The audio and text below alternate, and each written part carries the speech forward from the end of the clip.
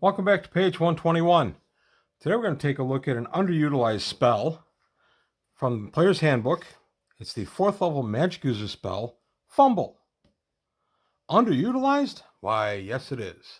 I don't see this at this table very often. I use it quite a bit when I get to play. Basically, it is a 4th level MU spell. It's an enchantment / charm. The range is 10 feet per level, or 1 inch per level. Duration is 1 round per level. Area of effect is 1 creature. Verbal, somatic, and material components. 4-segment casting time and saving throw for half, which is a little deceptive. When a fumble spell is cast, the magic user causes the recipient of the magic to suddenly become clumsy and awkward. Running creatures will trip and fall. Those reaching for an item will fumble and drop it. Those employing weapons will likewise awkwardly drop them. Recovery from a fall or a fumbled object will typically require the whole of the next melee round. Note that breakable items might suffer damage when dropped. If the victim makes his or her saving throw, the fumble will simply make him or her effectively operate at 1/2 normal efficiency as a slow spell. The material component of the spell is a dab of solidified milk fat. Okay, so it is an enchantment charm, so it's a mind-affecting spell. It lasts for 1 round per level, so we'll stay with my standard 10th level magic user casting it. So if I'm casting it for 10 rounds, I have a creature that will fumble, something that they hold, or trip if they fall, or otherwise be clumsy. So how do we unpack this? Well, for my money, it is 1 round per level, and there are 2 ways we've interpreted this. One is that it lasts for the full time. So at a 10th level casting, it would be a 10-minute time that this person would fumble stuff that they drop if they failed their saving throw. That's really powerful. So the idea that your big bad evil guy gets hit by the spell and fails his saving throw, he literally can't hold his sword for 10 rounds. I feel it's a little too powerful. It talks about recovering from a fall, or a fumbled object might typically require the whole of the next round. It doesn't talk about dropping or fumbling again. So I've ruled it that it lasts the full 10 rounds in my example, or I've ruled it that it is good up until 10 rounds if that person fumbles. For instance, the big bad evil guy is puffing out his chest, telling you his evil plan, then draws his sword. When he draws his sword, it goes flying across the room. Then he can go pick his sword up and fight as normal. That to me is what the spell implies. But that's not what it says. It says it lasts a round per level. So I have seen it played both ways. I generally will interpret it as fumbling 1 item.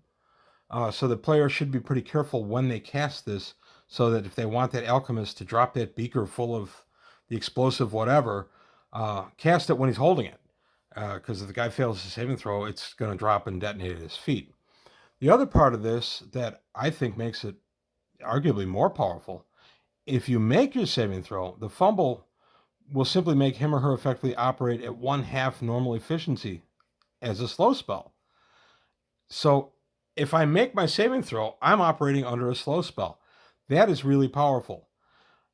That, I think, is the better aspect of the spell. The dropping the item is fun, but whenever I cast this spell, I hope they make the saving throw, because I'd much rather have them be slowed. Now, of course, this is negated by free action or immunity to mental effects, things like that. So there are some defenses against that, but still, that could be powerful. So this is a kind of a controversial spell at our table because of the duration being 10 rounds. I rule generally that it's 10 rounds or 1 object fumbled, because as I said, it does talk about you recovering by getting up again. It doesn't talk about you falling down again. It talks about you dropping an item. It doesn't talk about dropping everything for the next 10 minutes. But the slow is for the full length of time. So again, a 10th level casting is 10 round effect. They are slowed for 10 rounds. So it's really powerful. The other end of this, that much to one of my players' unhappiness, is that it's an enchantment / charm.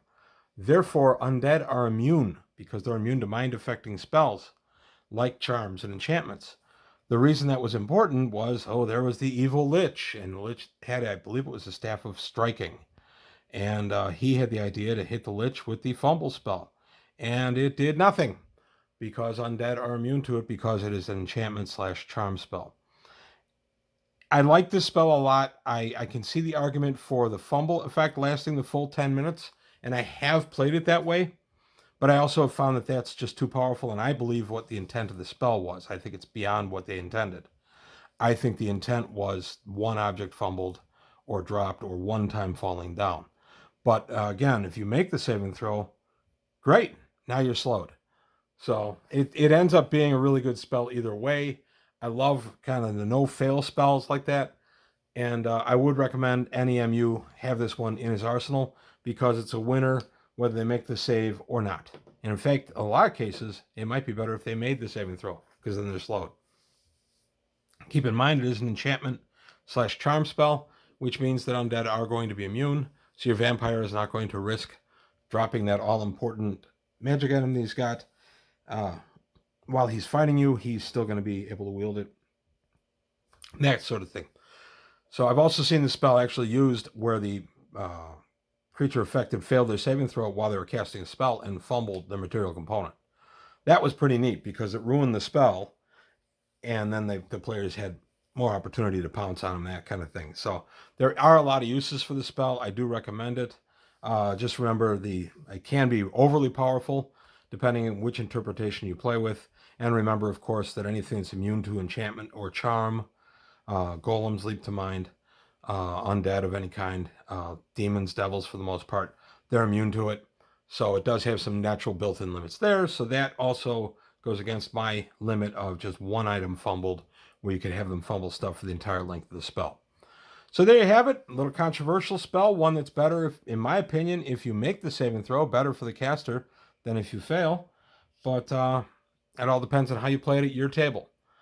So that's all I've got today from page 121. I want to thank you for your time. Thanks for watching. Please remember to like and subscribe, and I'll see you next time.